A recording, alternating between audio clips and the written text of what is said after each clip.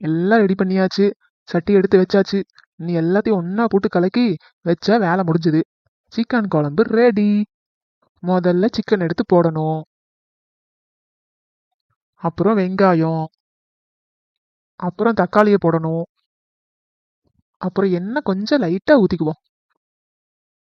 அப்புறம் மிளகா பொடி லைட்டா போட்டுக்கலாம், காரத்தை பார்த்துட்டு. அப்புறம் கொஞ்சம் சேர்த்தி போட்டுக்குவோம். அப்புறம் மஞ்சத்தூள், உப்பு, கொத்தமல்லி தழை, புதினா இருந்ததுன்னா புதினா கொஞ்சம் போட்டுக்கலாம். எல்லாத்தையும் போட்டு நல்லா கலக்குன்னு கலக்கி எல்லாத்தையும் போட்டு நல்லா கலக்கியாச்சு. நீ அடுப்புல 5 நிமிஷம் போட்டு வேக விட்டா வேலை முடிஞ்சுது. என்ன மருமவளே, நல்லா அடுப்புல செய்யற போல. ஆமா ஆமா, அடுப்புல செஞ்சாதான் நல்லா ருசியா இருக்கும் பாரு. நாட்டுக்கோழிலாம் அடுப்புல செஞ்சாதான் நல்லா வேகும்.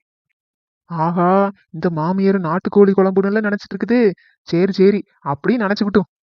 சீக்கிரம் மருமவளே, இந்த என் மவ வந்துட்டாலாமா. இந்த